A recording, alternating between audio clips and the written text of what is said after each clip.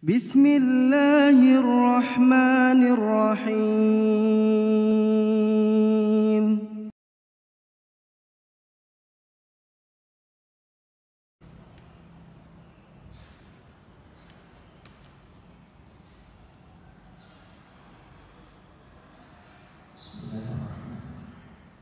Assalamualaikum warahmatullahi wabarakatuh.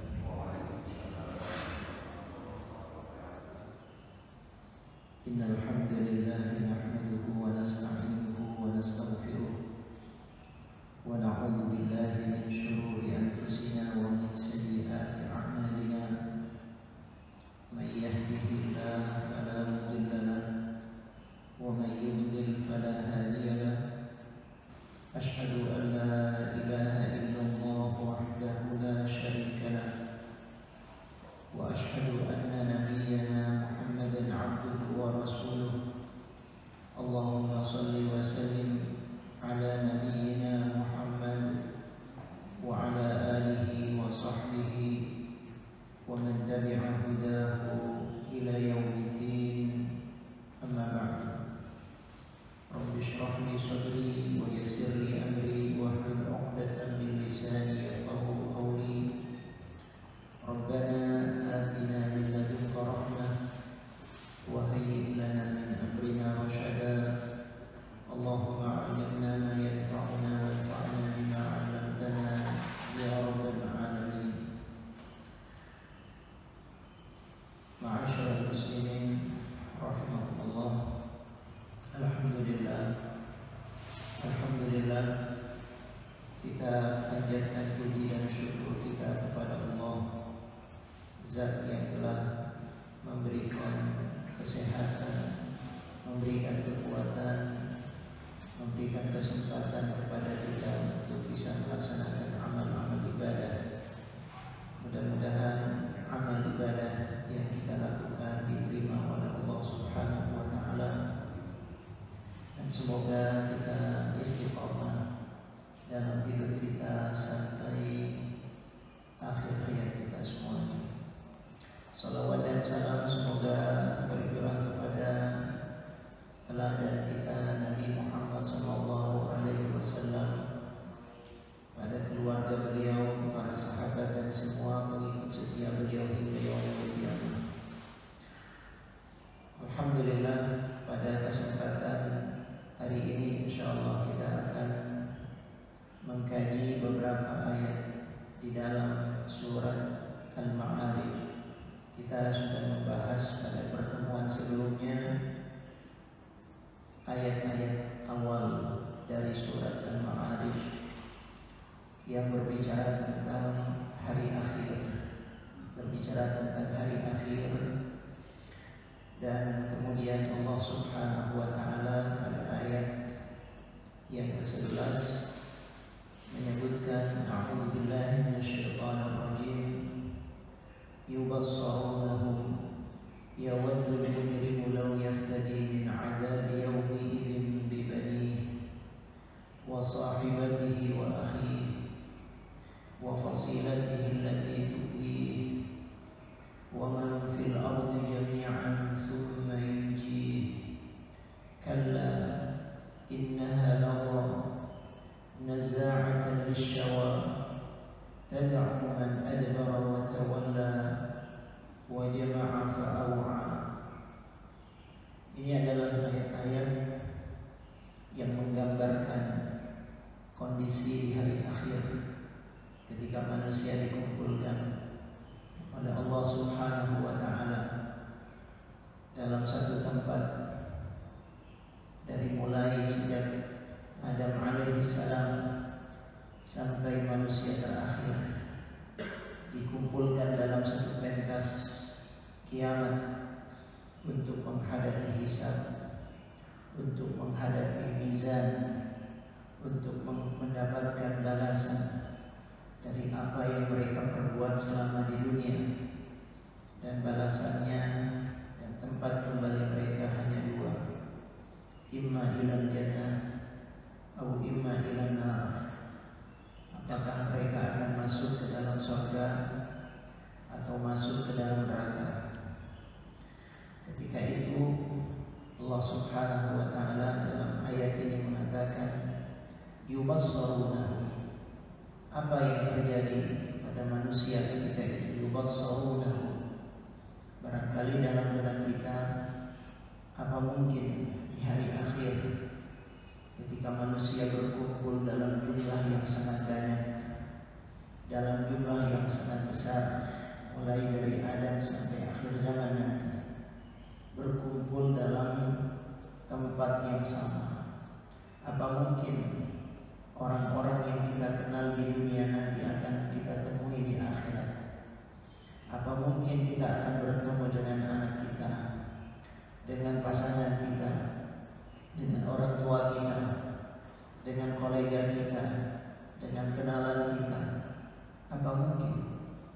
Ini yang banyak dipertanyakan oleh orang-orang kafir. Mereka mempertanyakan hal itu, dan barangkali bagi sebagian orang ini sesuatu yang mustahil. Ya, dalam kerumunan yang besar di dunia saja kita sulit bertemu dengan orang-orang yang kita kenal. Apalagi bisa dibayangkan seluruh penduduk di dunia, dari mulai manusia pertama sampai manusia terakhir berkumpul, apa mungkin kita bertemu dengan mereka? Tetapi Allah memberikan informasi yubassaruna. Nanti mereka akan diperlihatkan oleh Allah Ta'ala kepada keluarganya, kepada saudara-saudaranya, sehingga mereka akan saling melihat, mereka mengetahui, dan itu mudah bagi Allah Subhanahu wa Ta'ala. Kalau kita mengikuti perhitungan dan logika kita manusia, rasanya memang sulit, tidak mungkin, mustahil. Tetapi bagi Allah Subhanahu wa Ta'ala mudah untuk mempertemukan antara orang tua dengan anaknya, antara kakak dengan adiknya, antara suami dengan istrinya. Itu yang akan terjadi nanti. Karena itu kita baca dalam surat Abasa, bagaimana Allah Subhanahu wa Ta'ala mengatakan yauma yafirrul mar'u min akhihi wa ummihi wa abihi wa sahibatihi wa banihi likulli imri'in minhum yawma idzin sya'nun yughnihi. Ketika mereka bertemu, ketika mereka saling melihat, yafirrul mar'u min akhihi, seseorang akan lari dari saudaranya. Dia tidak akan, jangan dibayangkan ketika bertemu, mereka akan bertemu dengan suasana kangen, rindu, ya, bercengkrama, berbicara panjang lebar karena sudah lama tidak bertemu. Bukan itu yang terjadi. Tetapi Allah menggambarkan yauma yafirrul mar'u min akhihi. Nanti pada hari akhir ketika bertemu, yang satu lari dari yang lainnya. Mereka lari dari saudaranya, lari dari istrinya, lari dari ibunya, lari dari bapaknya. Kenapa mereka lari dari semua itu? Karena mereka takut dituntut oleh mereka. Mereka takut akan ada tuntutan dari orang-orang dekat yang ketika di dunia berkumpul, barangkali ada kesalahan, barangkali ada sesuatu yang telah mereka perbuat waktu di dunia. Mereka khawatir, mereka yafirrul mar'u min akhihi wa ummihi wa abihi dan seterusnya. Ini yang digambarkan oleh Allah. Jadi suasana pertemuan bukan suasana temu kangen, tidak demikian yang digambarkan oleh Allah Subhanahu wa Ta'ala. Tapi suasana yang mencekam, khawatir bertemu dengan orang-orang yang selama ini membersamainya di dunia. Ini yang disebutkan oleh Allah terkait dengan kondisi pada hari akhir itu. Yubassarunahum, kata Allah, mereka akan diperlihatkan, saling melihat, saling mengenal satu dengan yang lainnya. Yawaddul mujrimu law yaftadi min 'adzabi yawmi idzin bi banihi. Apa yang terjadi ketika itu? Allah Ta'ala mengatakan yawaddul mujrim, orang yang melakukan kejahatan. Dari kata ajrama yujrimu ijraman, orang yang melakukan jarimah. Jarimah ini kejahatan, tindak pidana, melakukan dosa, melakukan maksiat, melakukan kemungkaran, melakukan kezaliman. Oleh Allah Subhanahu wa Ta'ala orang yang disebut mujrim, ini pelaku kejahatan. Orang yang melakukan tindakan kriminal disebut sebagai mujrim. Orang yang banyak melakukan dosa kejahatan semacam ini, yawaddul mujrimu law yaftadi min 'adzabi yaumi'idzin bi banihi. Kata Allah Subhanahu wa taala, mereka nanti orang yang semacam ini yang ketika di dunia banyak melakukan dosa kejahatan, yawaddu, mereka ingin. Apa yang mereka inginkan ketika itu? Yawaddul mujrimu law yaftadi. Ketika itu tidak ada kesempatan lagi beramal, tidak ada kesempatan lagi untuk melakukan ibadah, sudah selesai waktu di dunia. Di akhirat adalah tempat mereka mendapatkan balasan dan hisab dari Allah Subhanahu wa taala. Karena itu mereka mengetahui dan sadar betul kondisi mereka. Mereka berlumur dengan dosa dan kejahatan. Mereka ingin selamat. Bagaimana cara mereka selamat? Tidak ada jalan lain. Apapun akan mereka lakukan demi untuk selamat. Bayangkan Allah Ta'ala mengatakan yawaddul mujrimu law yaftadi. Mereka ingin, atau orang-orang yang melakukan kejahatan itu ingin, law yaftadi, kalau saja. Allah Ta'ala mempergunakan kata law. Law menunjukkan pengandaian. Kalau saja, andai saja, tapi tidak akan mungkin dikabulkan dan diwujudkan oleh Allah. Apa yang mereka andai-andaikan ketika itu? Yang mereka andai-andaikan ketika itu adalah yaftadi, seandainya mereka bisa menebus diri mereka, seandainya mereka bisa membebaskan diri mereka, menyelamatkan diri mereka. Mereka ingin selamat. Bagaimana caranya? Mereka ingin tebus diri mereka agar selamat dari siksa min adzabi yaumi'idzin, dari siksa yang ada pada hari itu. Bagaimana caranya? Mereka ingin menebus dirinya dengan apa? Dengan orang-orang yang selama ini sangat dia cintai. Hatta orang-orang yang ketika di dunia sangat dicintai, sangat dekat dengannya, menjadi pasangan hidupnya sekalipun, yang ketika di dunia dibela mati-matian, mereka korbankan. Sungguh siksa yang tidak terperi, yang tidak tergambarkan, sampai mereka rela mengorbankan orang-orang dekatnya, orang-orang yang mereka cintai. Allah Ta'ala menyebutkan beberapa orang yang dekat dengannya.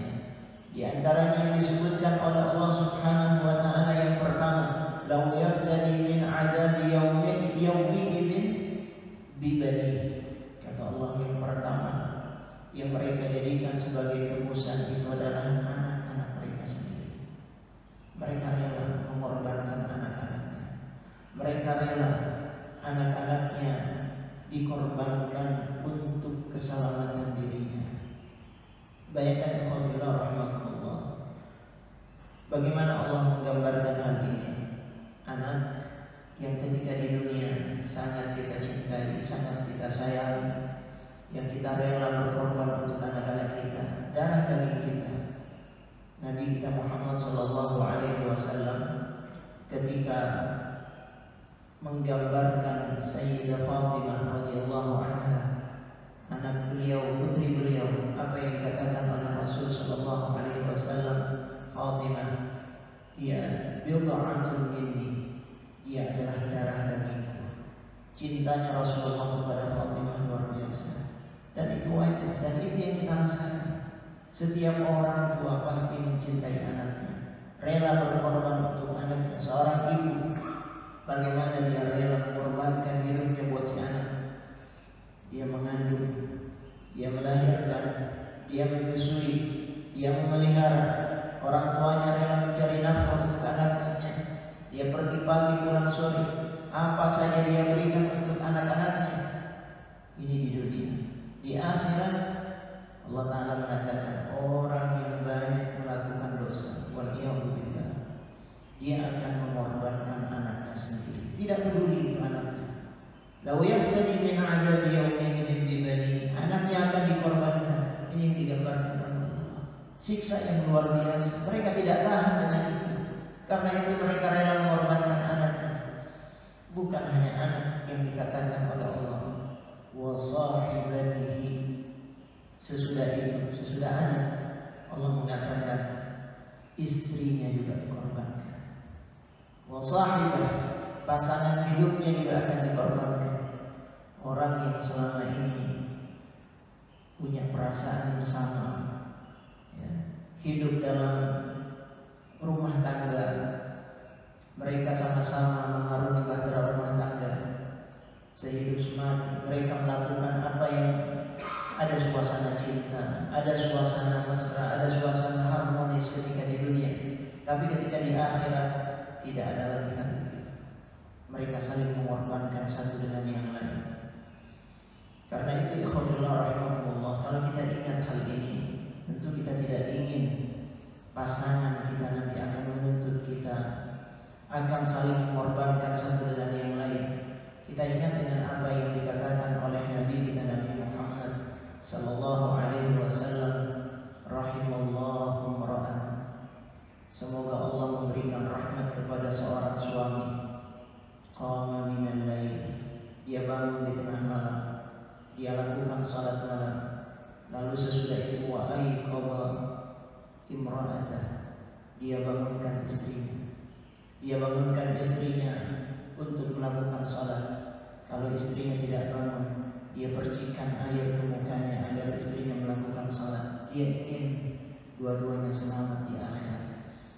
Lalu kemudian Rasul sallallahu alaihi wasallam juga menggambarkan wa rahimallahu imra'atan, semoga Allah memberikan rahmat kepada seorang istri yang bangun di waktu malam.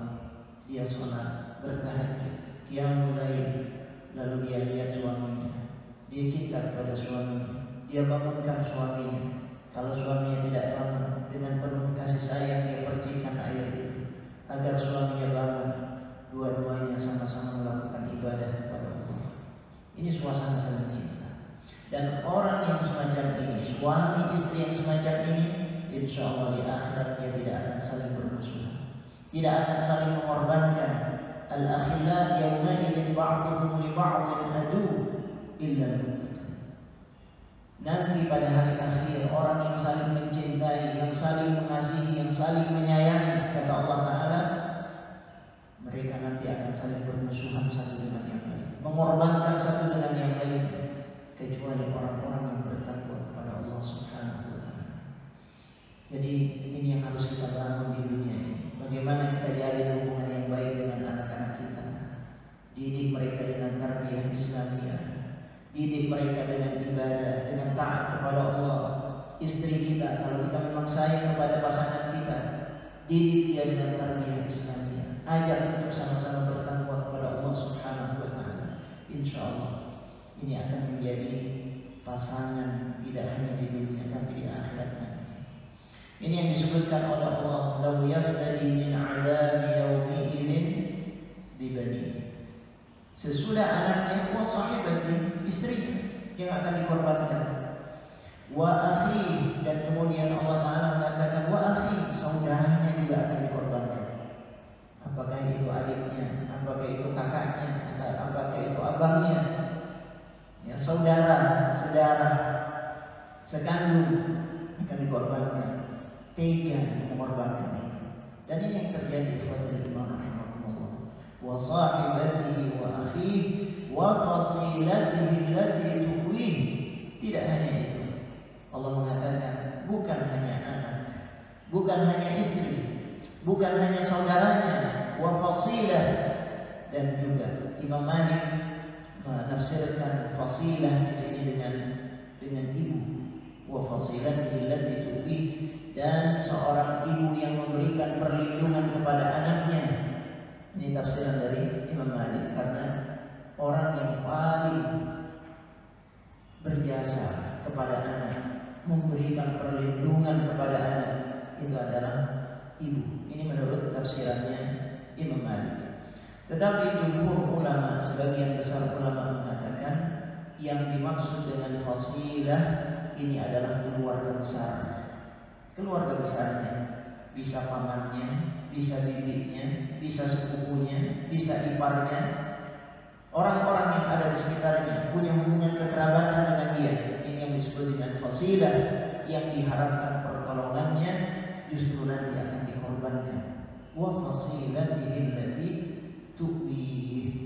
Bahkan lebih daripada itu kemudian Allah Ta'ala mengatakan wa man fil ardi jami'an, bahkan dia rela untuk mengorbankan semua manusia yang ada di dunia, yang penting dia seorang diri selamat. Bayangkan, semuanya dikorbankan, yang penting dia selamat.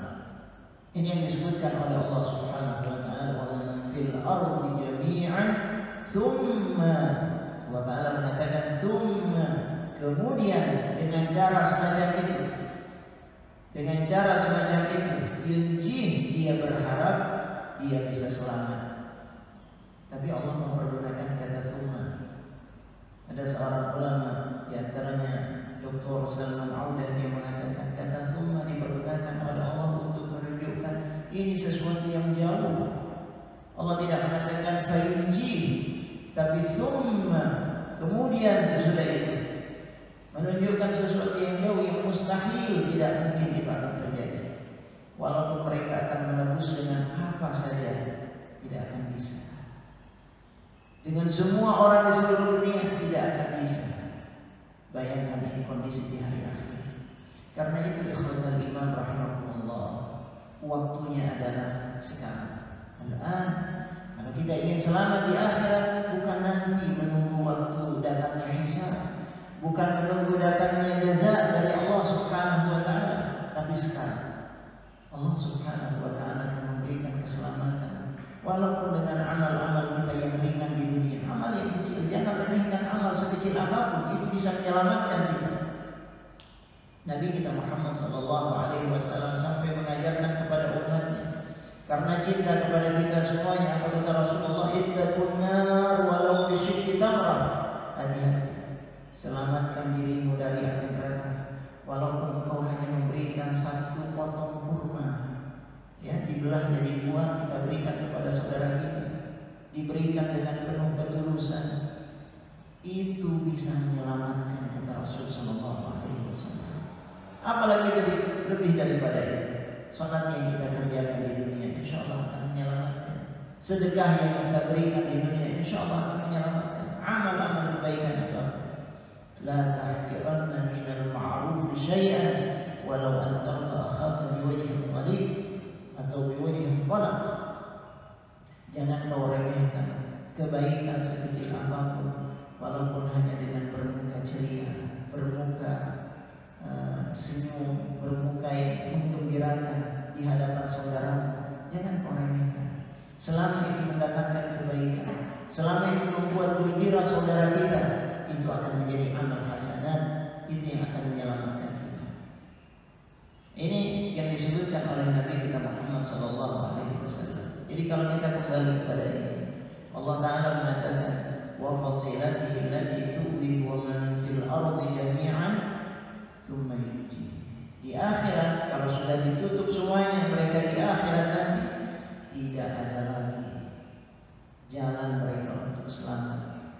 Tidak ada yang bisa mereka lakukan, walaupun mereka akan menebus dengan semua yang mereka cintai ketika di dunia, tidak akan bisa. Ini yang disebutkan oleh Allah Subhanahu wa Ta'ala. Karena itu sekarang waktunya, kalau kita ingin selamat nanti di akhirat, sekarang waktunya kita beramal, sekarang waktunya kita beribadah, sekarang waktunya kita bertaubat, sekarang waktunya kita meminta ampun kepada Allah Subhanahu wa Ta'ala. Thumma yunji. Allah Ta'ala mengatakan kalla, tegas penolakan dari Allah, tidak bisa. Sudah ditutup kesempatan itu, sudah tidak bisa lagi. Yang tidak bisa seseorang mengorbankan saudaranya, tidak bisa. Setiap orang ditentukan oleh amalnya sendiri, tidak ditentukan oleh orang lain, tidak ditentukan oleh anaknya, tidak ditentukan oleh saudaranya, tidak ditentukan oleh pasangannya. Kullu nafsin bima kasabat rahinah. Setiap orang itu akan ditentukan oleh amalnya masing-masing. Apa yang dilakukan oleh kita di dunia, itu yang akan menentukan nasib kita nanti di akhirat. Ini yang disebutkan oleh Allah Subhanahu wa Ta'ala. Jadi tidak bisa kita mengandalkan atau mengorbankan orang yang ada di sekitar kita, tidak bisa. Jangan pasangan saleh atau salehah lalu kita merasa aman, tidak. Atau sebaliknya, tidak bisa kita mengandalkan orang lain. Semua tergantung pada diri kita masing-masing. Ini yang disebutkan oleh Allah, kalla, kata Allah Ta'ala, tidak bisa. Tidak bisa saling mengorbankan, menembus dan seterusnya. Tidak bisa dilakukan. Innaha lallah, kata Allah. Allah memberikan ancaman yang luar biasa. Innaha lallah. Ini adalah gambaran Allah akan memberikan penjelasan bagaimana tentang kondisi neraka. Dhamirus sya'n. Innaha, di dalam kebiasaan orang-orang Arab kalau mereka ingin menggambarkan, memulai cerita, dimulai dengan innahu atau innaha. Karena ada sesuatu yang sangat penting. Allah Ta'ala mengatakan, menggambarkan tentang hari akhir, tentang neraka. Kata Allah Ta'ala, innaha ladha, dia adalah neraka. Ladha. Para ulama mengatakan ladha itu ada dua maknanya. Dia api yang berkobar-kobar. Bisa dia merupakan nama dari nama neraka.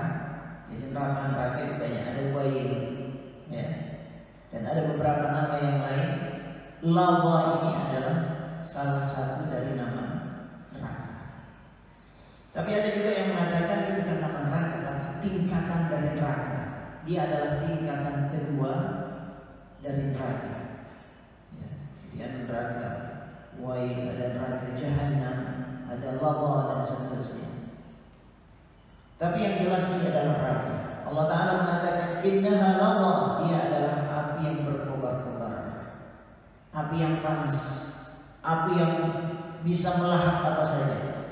Innaha ladha nazza'atan lisyawar. Kata Allah Ta'ala, Allah menggambarkan salah satu sifat dari ladha, dari api neraka itu, nazza'ah, dia akan mengelupas kulit kepala.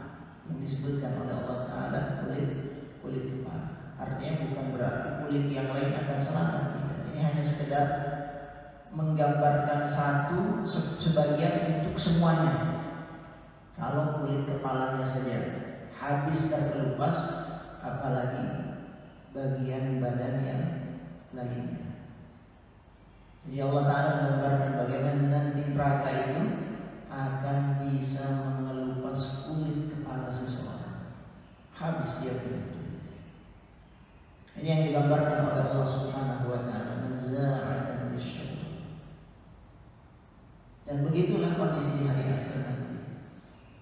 Manusia ketika dibakar, alhamdulillah, akan hancur. Barangkali ada orang yang berpikir kalau sudah dia dibakar, ya, hangus, gosong, berarti sudah selesai, dia tidak akan tersiksa lagi karena kulitnya sudah mati dan seterusnya, sudah mati rasa.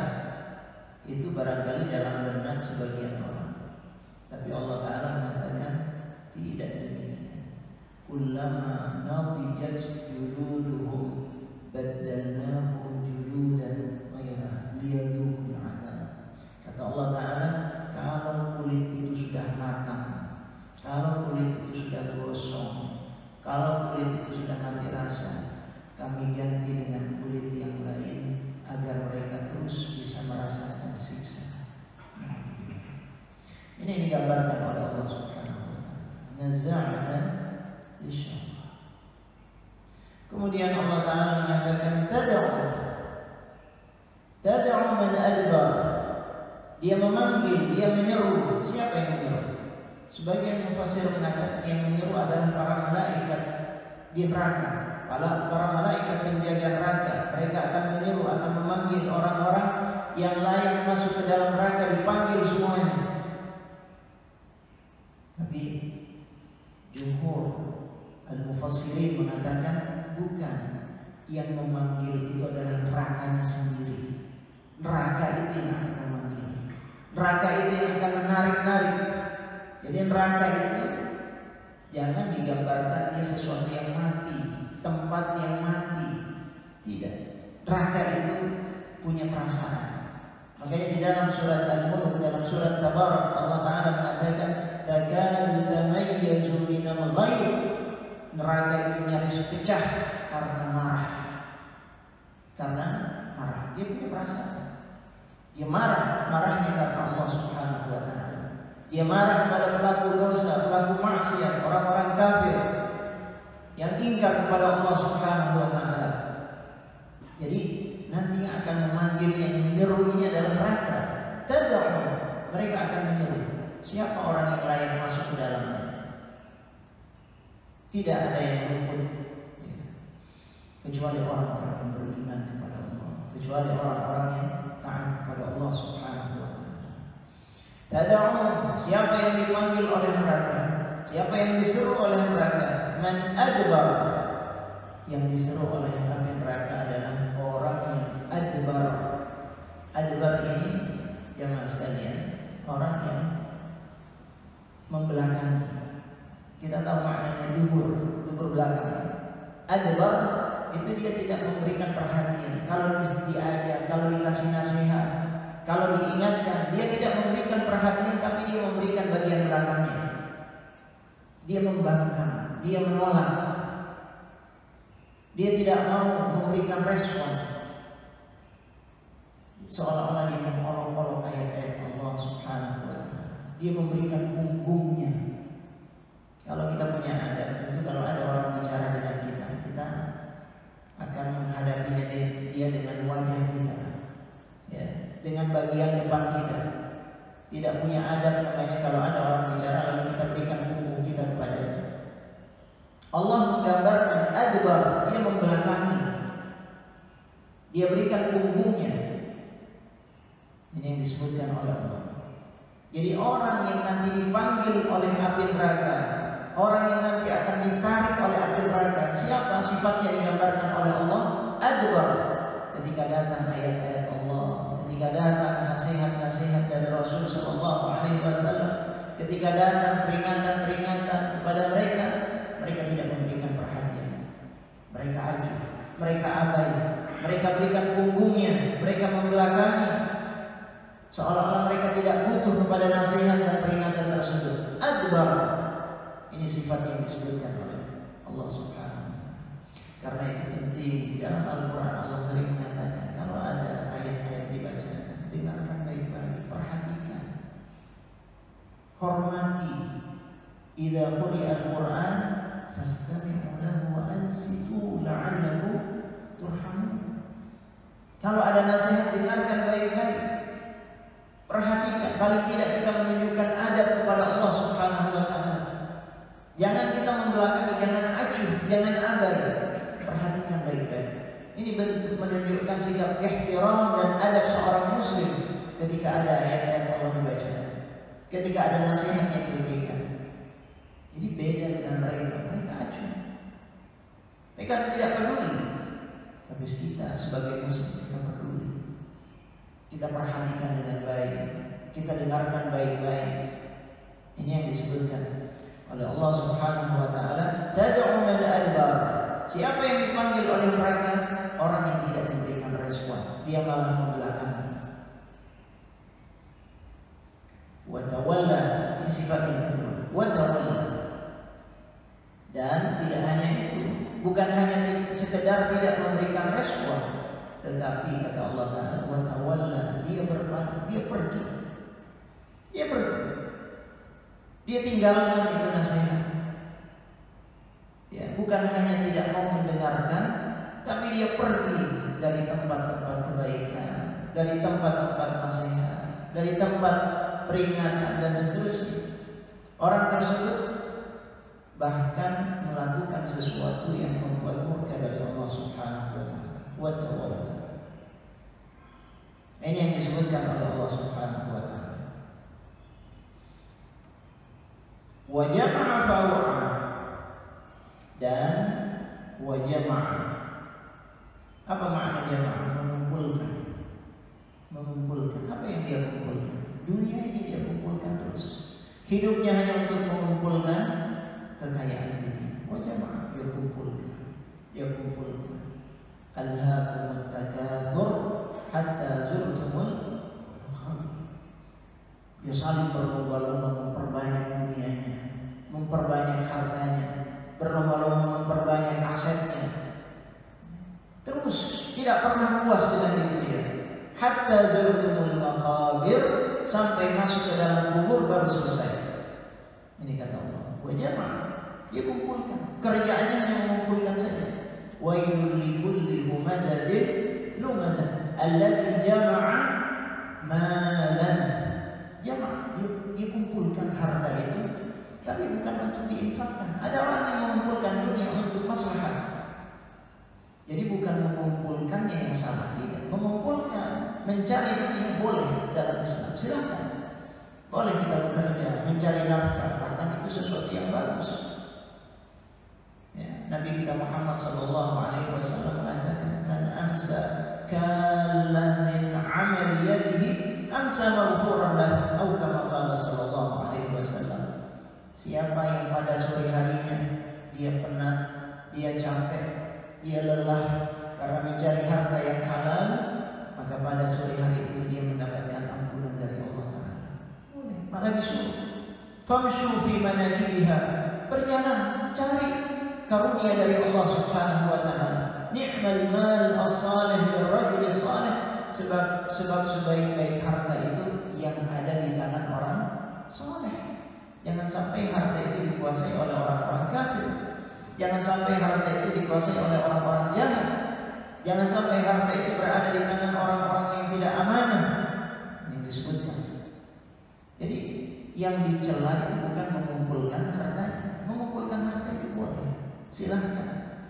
Tetapi untuk kebaikan, untuk sesuatu yang diridhai oleh Allah, untuk nafkah keluarga, agar dia tidak meminta-minta, tidak merendahkan dirinya, dan seterusnya, untuk berjuang di jalan Allah, untuk dakwah, untuk jihad fisabilillah, untuk sedekah, untuk infak, dan seterusnya. Banyak saluran-saluran kebaikan. Nah, itu dalam Islam harta itu disebut dengan al-khair. Ya. Ketika Allah Ta'ala berbicara tentang harta, seringkali Allah Ta'ala menyebut harta itu dengan al-khair. Wa innahu lihubbil khairi lasyadid, kata Allah. Manusia itu cintanya kepada al-khair. Al-khair maksudnya adalah harta. Cintanya kepada harta luar biasa manusia itu. Tapi Allah menyebut dengan al-khair. Al-khair maksudnya baik. Harta itu pada dasarnya baik.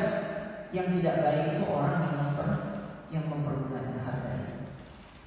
Ya. Cara dia mendapatkan harta itu, cara dia mengelola harta itu, cara dia mengeluarkan dan membelanjakan harta itu. Nah, ini yang disebutkan oleh Allah Ta'ala. Orang yang nanti akan ditarik, diajak ke neraka oleh neraka adalah adbar. Yang pertama dia berpaling, dia tidak mau mendengarkan nasihat. Wa tawalla, bahkan dia menjauh. Ya. Wa jama'a, dan dia mengumpulkan harta karena tamak kepada harta. Ya Allah, sekarang ini orang terhadap dunia ini luar biasa. Apapun dilakukan demi untuk dunia, menghalalkan segala cara. Ya, hubbud dunya ra'su kulli khati'ah, atau kama qala sallallahu alaihi wasallam, cinta dunia itu pangkal segala kejahatan. Apa saja dilakukan, ya, sampai dia rela mengorbankan saudaranya untuk dunia. Dan dunia ini bukan hanya kita artikan harta saja, bisa jabatan, bisa kedudukan, bisa kekuasaan, bisa apa saja. Demi untuk itu dia rela melakukan apa saja. Jamaah, dia kumpulkan. Dia kira dia akan tinggal selamanya di dunia, padahal apa yang dia kumpulkan pada saatnya akan ditinggalkan dan akan dipertanggungjawabkan di hadapan Allah Subhanahu wa Ta'ala. La tazulu qadama 'abdin yaumal qiyamah hatta yus'al an arba'. Tidak bergeser kaki seorang hamba di hari akhir nanti sampai dia ditanya tentang 4 hal. Di antaranya, kalau yang lain cuma satu pertanyaan, an umri, usianya, itu cuma satu pertanyaan, dipakai buat apa usianya? Ya, masa mudanya cuma satu, atau dalam riwayat yang lain tubuhnya, tubuh itu menjadi lemah Karena apa? Dipakai buat apa? Itu pertanyaan cuma satu. Pertanyaan tentang usia hanya satu, pertanyaan tentang tubuh atau masa muda cuma satu, pertanyaan tentang ilmu juga cuma satu. Wa'an ilmi, ya, dipakai buat apa itu ilmunya? Itu satu. Tapi kaitan dengan harta, pertanyaannya dua. Min aina tasaba wa fima anfaqa. Dari mana harta itu diperoleh dan kemana harta itu dikeluarkan? Pertanyaannya dulu. Dari mana itu diperoleh? Kalau diperoleh dari cara yang tidak baik, celaka. Barangkali ada orang dapat dengan cara yang halal, tapi di mana dibelanjakan? Kalau dikeluarkan di tempat-tempat yang tidak baik, yang tidak diridhai oleh Allah, celaka dia. Jadi dua-duanya. Dari mana dia peroleh, cara dia memperoleh, dan cara dia membelanjakan harta itu. Ini berat. Berat masalah. Di satu sisi dia adalah sarana untuk kebahagiaan, tetapi di sisi yang lain pertanggungjawabannya juga sangat-sangat berat. Nah, Allah Ta'ala mengatakan di sini nanti orang-orang yang diseru ditarik masuk ke dalam neraka, adwa wa tawalla wa jama'a fa'aw'a. Dia kumpulkan harta itu lalu dia letakkan di wi'a, diletakkan di satu tempat, dikumpulkan. Jadi harta itu cuma untuk dikumpulkan, ya, untuk dihitung. Kalau dalam ayat tadi, ya, wailul likulli humazatin lumazah alladzi jama'a malan wa 'addada. Dia hitung-hitung. Sekarang dia hitung, besok dihitung lagi, besok dihitung lagi, sudah berapa asetnya? Cuma dihitung-hitung. Dijadikan sebagai kebanggaan. Hanya itu. Beda dengan orang mukmin. Dia ingin mendapatkan harta untuk jadi sarana ibadah kepada Allah Subhanahu wa Ta'ala, sarana amal saleh. So dia tahu bukan harta yang bisa menyelamatkan dia. Yauma la yanfa'u malun wala banun illa man atallaha biqalbin salim. Pada hari nanti harta tidak berguna, anak-anak juga tidak berguna, kecuali yang datang kepada Allah dengan membawa hati yang salim, hati yang bersih, hati yang lurus, hati yang penuh dengan iman kepada Allah Subhanahu wa Ta'ala. Wa jama'a fa'aw'a. Jadi orang yang akan ditarik masuk ke dalam neraka adalah yang mengumpulkan harta hanya untuk ditampung di satu tempat. Fa'aw'a. Maka nggak aneh sekarang ini begitu banyak orang yang hartanya berlimpah, entah dipakai buat apa. Ya. Terlalu banyak hartanya, tidak berguna. Lihat Nabi kita Muhammad SAW, luar biasa Rasulullah. Kalau beliau mau mengumpulkan harta, beliau bisa jadi orang yang paling kaya ketika itu. Tapi bukan itu yang dilakukan oleh Nabi. Beliau dapat harta, ada ghanimah. Barangkali jamaah tahu berapa ghanimah yang didapatkan oleh Rasulullah. Setiap kali ada peperangan dan orang-orang kafir itu, kalau sekali perang, ketika mereka perang, biasanya mereka bawa hartanya. Ya, hartanya mereka bawa karena saking takutnya dan saking cintanya mereka kepada harta. Emasnya mereka bawa, dinarnya mereka bawa, dirhamnya. Sehingga setiap kali perang, ghanimah yang didapatkan oleh pasukan Nabi Muhammad SAW luar biasa. Emas dalam jumlah yang sangat besar, dan seperlimanya itu untuk Nabi Muhammad SAW. Berapa yang didapatkan oleh Rasulullah? Banyak sekali yang didapatkan oleh Nabi SAW. Kalau beliau ingin menjadi orang kaya, bisa menjadi orang yang paling kaya. Tapi bukan itu yang dilakukan oleh Nabi SAW. Orang yang sangat sederhana dalam hidupnya, orang yang sangat bersahaja dalam hidupnya. Beliau diberikan sesuatu oleh sahabat, sahabat mengantarkan sesuatu, apa saja diberikan oleh sahabat kepada Rasul SAW, Rasulullah memberikan lagi kepada orang lain. Dan sering kali kita dengarkan dalam riwayat bagaimana Rasul SAW kadang-kadang tidak punya apa-apa di rumahnya. Ada orang yang datang kepada Rasulullah SAW, ya Rasulullah, inni ja'i'un fa'at'imni. Ya Rasulullah, saya lapar, saya mau makan, tolong berikan makanan kepada saya. Sebentar, kata Rasulullah, tanya kepada Sayyidah Aisyah, ya Aisyah, apa ada makanan untuk tamu kita? Kata Aisyah, laisa indana illa al-ma. Kita nggak punya apa-apa ya Rasulullah, cuma air yang kita punya. Ini rumah Rasul sallallahu alaihi wasallam. Padahal beliau pemimpin umat. Beliau adalah seorang nabi, seorang rasul yang kalau beliau ingin menjadi orang yang gampang bagi Rasulullah. Tapi bukan itu tujuan dalam hidup ini. Dan ini yang digambarkan oleh Allah Ta'ala, wa jama'a fa'awwa. Mereka mengumpulkan harta itu untuk ditampung di satu tempat wadah. Apakah itu berangkas, apakah itu bank, apakah itu peti, apakah itu bawah bantal, apa saja. Fa'awwa yang jelas ada tempat untuk menampung harta mereka itu. Ini yang disebutkan oleh Allah Subhanahu wa Ta'ala dalam Al-Quran, wa jama'a fa'awwa. Nah, ikhwafillah rahimakumullah, ada sisi yang lain yang penting juga yang disebutkan oleh sebagian mufassir, tad'u man adbara wa tawalla. Begitu hebat mereka nanti oleh Allah Subhanahu wa Ta'ala, orang-orang yang banyak melakukan dosa, orang-orang yang pekerjaannya di dunia hanya bersenang-senang semacam itu, ingkar kepada Allah, berpaling dari Allah, nanti mereka akan disuruh dipanggil, dan ketika itu tidak ada rehat sama sekali buat mereka. Tidak ada kata istirahat, karena mereka akan sibuk. Sibuknya dengan apa? Sibuknya dengan siksa. Berpindah dari satu siksa kepada siksa yang lain. Tidak pernah istirahat, tidak pernah ada kata berhenti dalam menerima siksa dari Allah. Amilatun nasibah.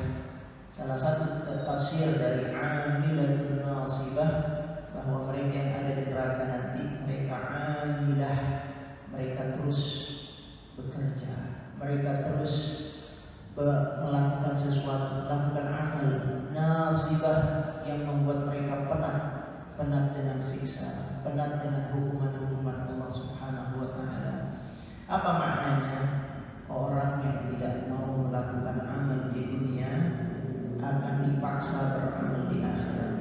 Orang yang tidak mau taat kepada Allah di dunia, tidak mau ibadah kepada Allah di dunia, akan dipaksa untuk penat di akhirat. Orang yang tidak mau penat di dunia, barangkali kita merasa capek ya ibadah, capek.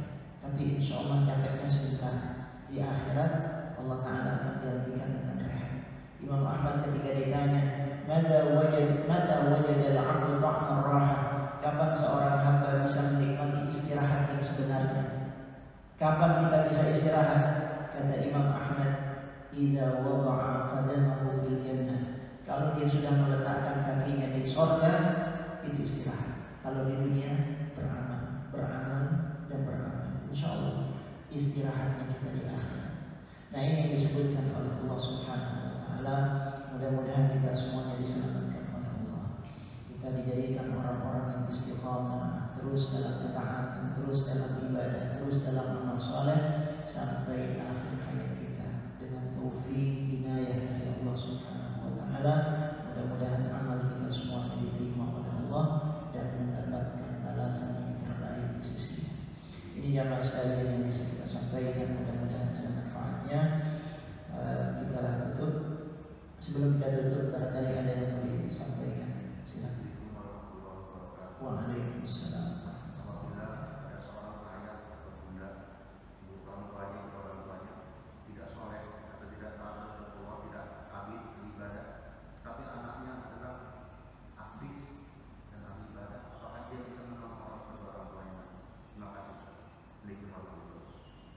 Waalaikumsalam warahmatullahi wabarakatuh. Dia bisa menolong orang tuanya tergantung pada kondisi orang tuanya. Kalau selama orang tuanya itu muslim, selama orang tuanya itu beriman kepada Allah Ta'ala, maka insya Allah dia bisa memberikan pertolongan. Cuma kadar pertolongan yang bisa diberikan sesuai dengan tingkat amal soleh, dengan kualitas amal-amal yang dia lakukan kepada Allah. Semakin bagus amal solehnya, semakin besar pertolongan yang bisa diberikan oleh anak itu kepada orang tuanya. Tetapi kalau hanya sekedar beriman tapi tidak dibarengi dengan amal-amal soleh, maka kadar pertolongannya tidak akan maksimal. Paling hanya sekedar dia meringankan hukumannya misalnya. Nah itu bisa terjadi. Tapi kalau dia melakukan amal soleh, orang tuanya juga bagus, dia punya amal, insya Allah dia akan mendapatkan banyak pertolongan dari anaknya yang dekat kepada Allah Subhanahu wa Ta'ala. Dalam satu hadis misalnya disebutkan bagaimana seorang hamba nanti di hari akhir diangkat derajatnya di surga. Dia min ahli jannah, orang tuanya termasuk dari penduduk surga, dia masuk ke dalam surga. Tetapi dia nanti akan diangkat derajatnya terus sampai pada surga yang tinggi. Ketika ditanya, dia sendiri kaget, dia sendiri bingung. Kok saya mendapatkan penghargaan begini rupa padahal amalnya biasa-biasa saja menurutnya. Dia tanya, ketika dia tanya, dikatakan kepadanya, "Hada listighfari waladika laka." Ini berkat istighfar dari anakmu untukmu.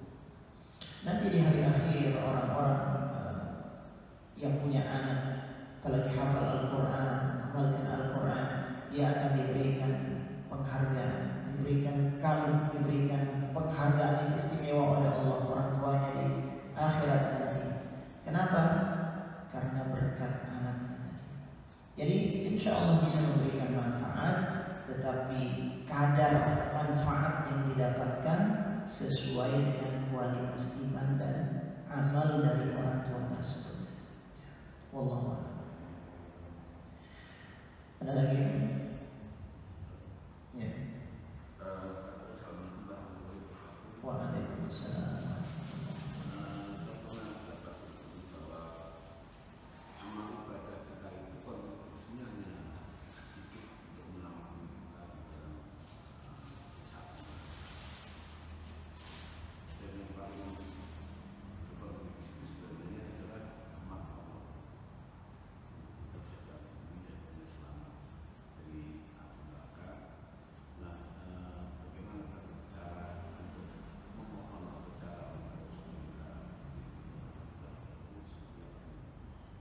Ya, ini sudah pernah kita jelaskan bahwa betul tidak ada di antara kita semuanya yang masuk ke dalam surga kecuali dengan rahmat Allah Subhanahu wa Ta'ala.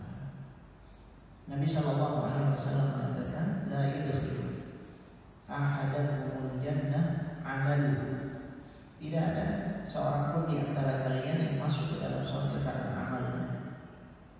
Wala anta ya Rasulullah. Ada sahabat yang bertanya, engkau juga ya Rasulullah? Sama. Hanya saja Allah memberikan rahmat kepada saya yang dengan itu saya masuk ke dalam surga. Jadi rahmat semuanya masuk ke dalam surga karena rahmat Allah Subhanahu wa Ta'ala. Hanya pertanyaannya, bagaimana cara mendapatkan rahmat Allah itu? Apa bisa kita dengan ongkang-ongkang kaki kita berharap rahmat Allah? Apa bisa kita dengan bermaksiat mendapatkan rahmat Allah? Apa bisa dengan melakukan dosa mengharapkan rahmat Allah? Inna rahmatallahi qaribun minal muhsinin. Rahmat Allah sangat dekat kepada orang yang berbuat ihsan, bukan kepada pelaku dosa, bukan kepada pelaku kejahatan, kezaliman. Rahmat Allah dekat dengan orang yang berbuat ihsan. Jadi kalau kita ingin mendapatkan rahmat Allah, masuk ke dalam surga dengan rahmat Allah, tidak ada jalan lain kecuali dengan beramal, melakukan ibadah, melakukan ketaatan. Insya Allah dengan itu kita akan mendapatkan rahmat dari Allah. Jadi itu logikanya.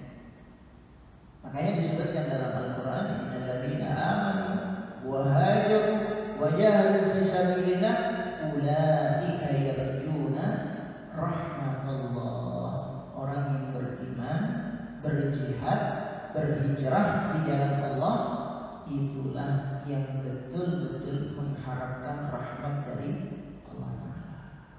Jadi kita beramal untuk dapat rahmat dari Allah, bukan untuk bangga-bangga, agar Allah ridha, agar Allah menurunkan rahmatnya kepada kita, yang dengan itu insya Allah kita bisa masuk ke dalam jannahnya Allah Ta'ala.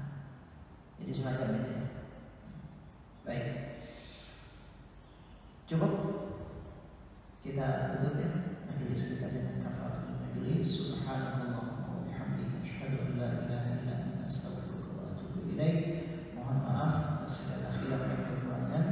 Wabillahi taufiq wal hidayah. Wassalamualaikum warahmatullahi wabarakatuh.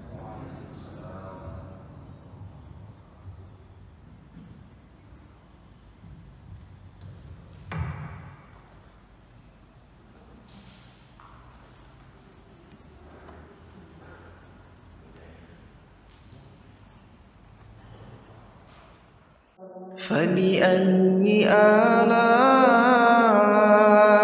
ربكما تكذبان